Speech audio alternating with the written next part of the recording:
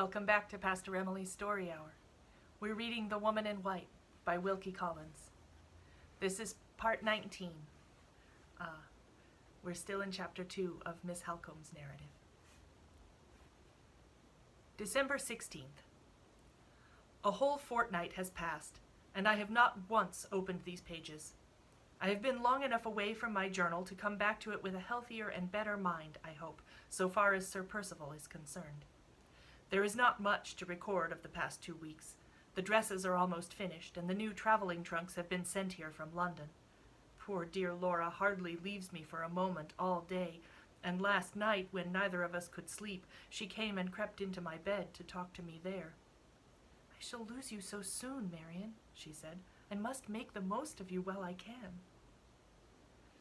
They are to be married at Limmeridge Church, and thank heaven not one of the neighbors is to be invited to the ceremony. The only visitor will be our old friend, Mr. Arnold, who is to come from Polesdean to give Laura away, her uncle being far too delicate to trust himself outside the door in such inclement weather as we now have. If I were not determined from this day forth to see nothing but the bright side of our prospects, the melancholy absence of any male relative of Laura's at the most important moment in her life would make me very gloomy and very distrustful of the future. But I have done with gloom and distrust, that is to say, I have done with writing about either one or the other in this journal. Sir Percival is to arrive tomorrow. He offered, in case we wished to treat him on terms of rigid etiquette, to write and ask our clergyman to grant him the hospitality of the rectory during the short period of his sojourn at Limmeridge before the marriage. Under the circumstances, neither Mr. Fairley nor I thought it at all necessary for us to trouble ourselves about attending to trifling forms and ceremonies. In our wild moorland country, and in this great lonely house, we may well claim to be beyond the reach of the trivial conventionalities which hamper people in other places. I wrote to Sir Percival to thank him for his polite offer, and to beg that he would occupy his old rooms, just as usual, at Limmeridge House. The 17th. He arrived today, looking, as I thought, a little worn and anxious, but still talking and laughing like a man in the best possible spirits. He brought with him some really beautiful presents in jewelry, which Laura received with her best grace, and outwardly at least, with perfect self-possession. The only sign I can detect of the struggle it must cost her to preserve appearances at this trying time expresses itself in a sudden unwillingness on her part ever to be left alone. Instead of retreating to her own room as usual, she seems to dread going there. When I went upstairs today after lunch to put on my bonnet for a walk, she volunteered to join me, and again before dinner she threw the door open between our 2 rooms so that we might talk to each other while we were dressing. "Keep me always doing something," she said. "Keep me always in company with somebody. Don't let me think. That is all I ask now, Marian. Don't let me think." This sad change in her only increases her attractions for Sir Percival. He interprets it, as I can see, to his own advantage. There is a feverish flush in her cheeks and a feverish brightness in her eyes, which he welcomes as the return of her beauty and the recovery of her spirits. She talked today at dinner with a gaiety and carelessness so false, so shockingly out of her character, that I secretly longed to silence her and take her away. Sir Percival's delight and surprise appeared to be beyond all expression. The anxiety which I had noticed on his face when he had arrived totally disappeared from it, and he looked, even to my eyes, a good 10 years younger than he really is. There can be no doubt, though some strange perversity prevents me from seeing it myself, there can be no doubt that Laura's future husband is a very handsome man.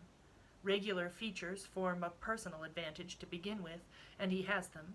Bright brown eyes, either in man or woman, are a great attraction, and he has them. Even baldness, when baldness is only over the forehead, as in his case, is rather becoming than not in a man, for it heightens the head and adds to the intelligence of the face. Grace and ease of movement, untiring animation of manner, ready, pliant conversational powers, all these are unquestionable merits, and all these he certainly possesses. Surely Mr. Gilmore, ignorant as he is of Laura's secret, was not to blame for feeling surprised that she should repent of her marriage engagement.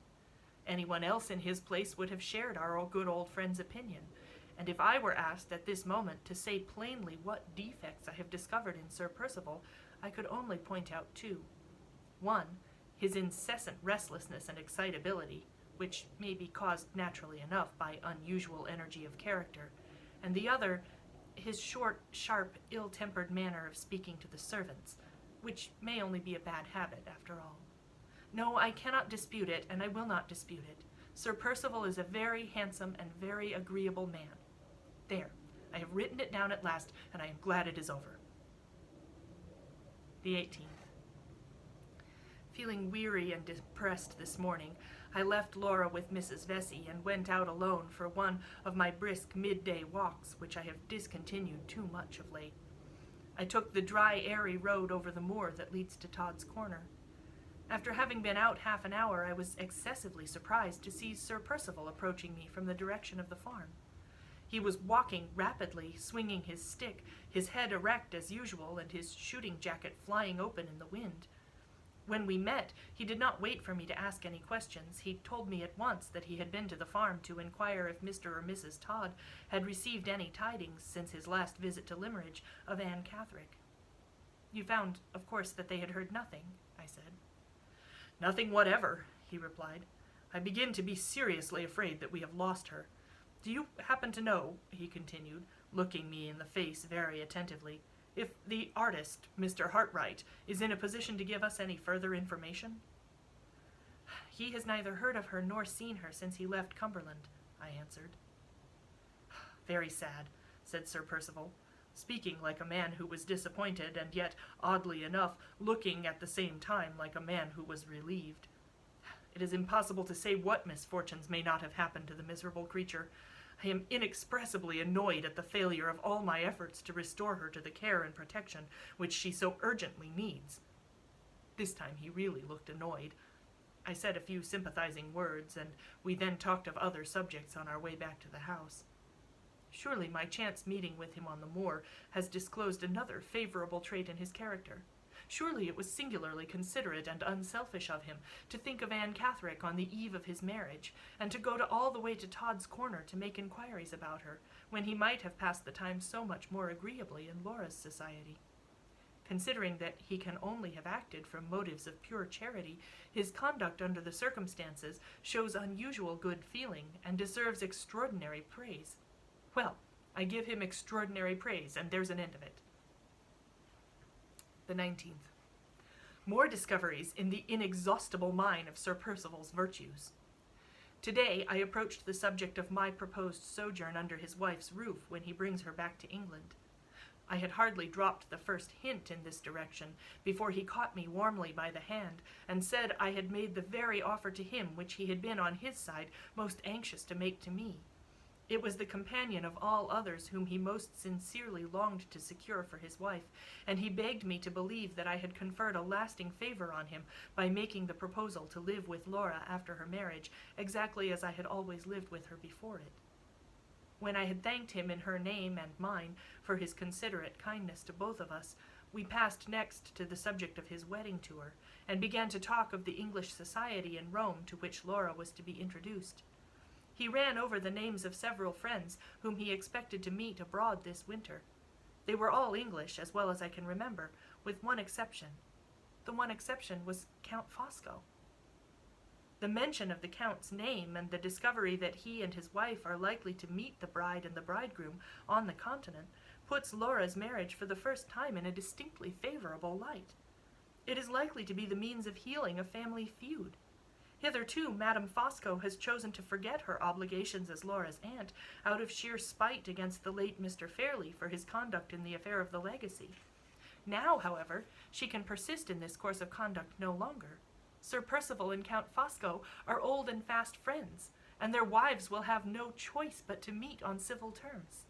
Madame Fosco in her maiden days was one of the most impertinent women I ever met with, capricious, exacting, and vain to the last degree of absurdity. If her husband has succeeded in bringing her to her senses, he deserves the gratitude of every member of the family, and he may have mine to begin with. I am becoming anxious to know the Count. He is the most intimate friend of Laura's husband, and in that capacity he excites my strongest interest. Neither Laura nor I have ever seen him. All I know of him is that his accidental presence, years ago, on the steps of the Trinidad del Monte at Rome, assisted Sir Percival's escape from robbery and assassination at the critical moment when he was wounded in the hand, and might the next instant have been wounded in the heart. I remember also that at the time of the late Mr. Fairley's absurd objections to his sister's marriage, the Count wrote him a very temperate and sensible letter on the subject, which, I am ashamed to say, remained unanswered. This is all I know of Sir Percival's friend. I wonder if he will ever come to England. I wonder if I shall like him. My pen is running away into mere speculation. Let me return to sober matter of fact. It is certain that Sir Percival's reception of my venturesome proposal to live with his wife was more than kind. It was almost affectionate. I am sure Laura's husband will have no reason to complain of me, if I can only go on as I have begun. I have already declared him to be handsome, agreeable, full of good feeling towards the unfortunate, and full of affection and kindness towards me. Really, I hardly know myself again in my new character of Sir Percival's warmest friend. The 20th. I hate Sir Percival. I flatly deny his good looks. I consider him to be eminently ill-tempered and disagreeable, and totally wanting in kindness and good feeling. Last night, the cards for the married couple were sent home. Laura opened the packet and saw her future name in print for the first time. Sir Percival looked over her shoulder familiarly at the new card which had already transformed Miss Fairley into Lady Glyde, smiled with the most odious self-complacency, and whispered something in her ear. I don't know what it was. Laura has refused to tell me. But I saw her face turn to such a deadly whiteness that I thought she would have fainted.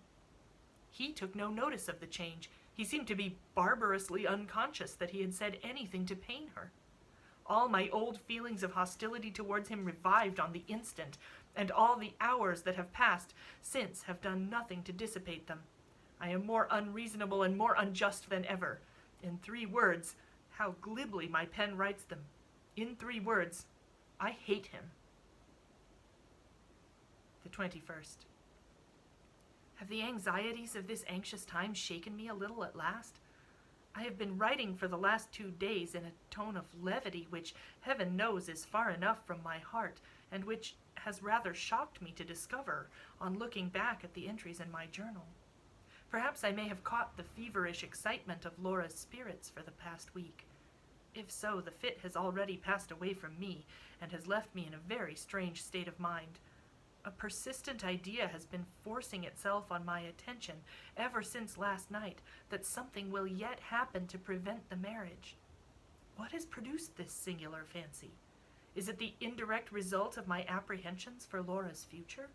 Or has it been unconsciously suggested to me by the increasing restlessness and irritability which I have certainly observed in Sir Percival's manner as the wedding day draws nearer and nearer?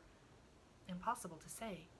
I know that I have the idea, surely the wildest idea under the circumstances that ever entered a woman's head, but try as I may, I cannot trace it back to its source. This last day has been all confusion and wretchedness. How can I write about it? And yet I must write. Anything is better than brooding over my own gloomy thoughts. Kind Mrs. Vesey, whom we have all too much overlooked and forgotten of late, innocently caused us a sad morning to begin with. She has been, for months past, secretly making a warm Shetland shawl for her dear pupil, a most beautiful and surprising piece of work to be done by a woman at her age and with her habits. The gift was presented this morning, and poor warm-hearted Laura completely broke down when the shawl was put proudly on her shoulders by the loving old friend and guardian of her motherless childhood.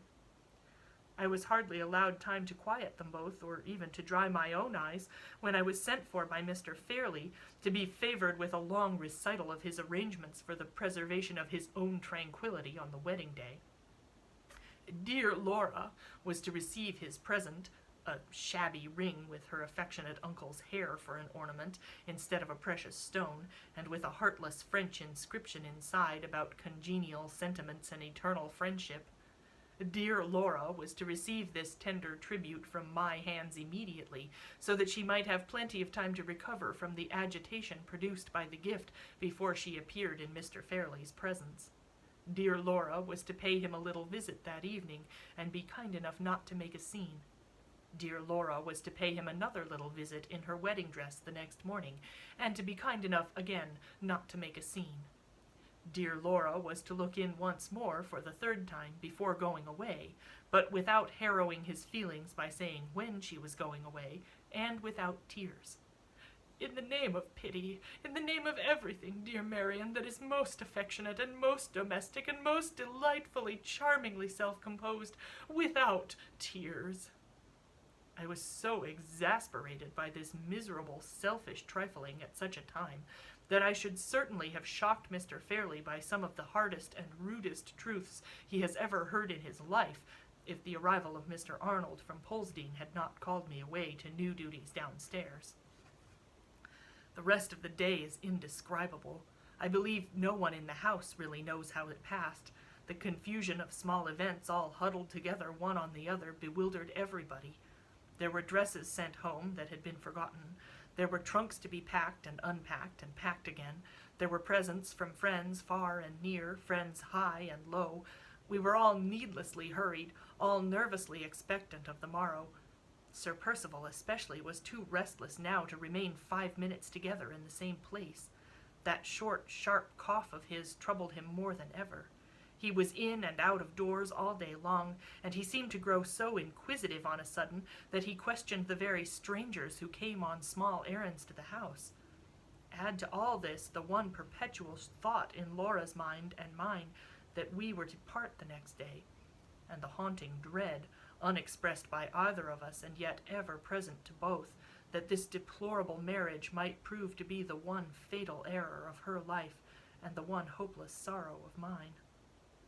For the first time in all the years of our close and happy intercourse, we almost avoided looking each other in the face, and we refrained, by common consent, from speaking together in private through the whole evening. I can dwell on it no longer. Whatever future sorrows may be in store for me, I shall always look back on this 21st of December as the most comfortless and most miserable day of my life. I am writing these lines in the solitude of my own room, long after midnight, having just come back from a stolen look at Laura in her pretty little white bed, the bed she has occupied since the days of her girlhood. There she lay, unconscious that I was looking at her, quiet, more quiet than I had dared to hope, but not sleeping. The glimmer of the nightlight showed me that her eyes were only partially closed, and the traces of tears glistened between her eyelids. My little keepsake, only a brooch, lay on the table at her bedside with her prayer book and the miniature portrait of her father which she takes with her wherever she goes. I waited a moment, looking at her from behind her pillow as she lay beneath me with one arm and hand resting on the coverlid, so still, so quietly breathing that the frill on her nightdress never moved. I waited, looking at her as I have seen her thousands of times, as I shall never see her again, and then stole back into my own room. My own love, with all your wealth and all your beauty, how friendless you are. The one man who would give his heart's life to serve you is far away, tossing this stormy night on the awful sea. Who else is left to you? No father, no brother, no living creature but the helpless, useless woman who writes these sad lines and watches by you for the morning in sorrow that she cannot compose, in doubt that she cannot conquer. Oh, what a trust is to be placed in that man's hands tomorrow. If he ever forgets it, if ever he injures a hair of her head. The 22nd of December, 7 o'clock. A wild, unsettled morning. She has just risen, better and calmer now that the time has come than she was yesterday. 10 o'clock. She is dressed. We have kissed each other. We have promised each other not to lose courage. I am away for a moment in my own room. In the whirl and confusion of my thoughts, I can detect a strange fancy of some hindrance happening to stop the marriage still hanging about my mind. Is it hanging about his mind, too? I see him from the window, moving hither and thither uneasily among the carriages at the door. How can I write such folly? The marriage is a certainty. In less than half an hour we start for the church. 11 o'clock. It is all over. They are married. 3 o'clock. They are gone. I am blind with crying. I can write no more. The first epoch of the story closes here. Come back tomorrow for the beginning of the second.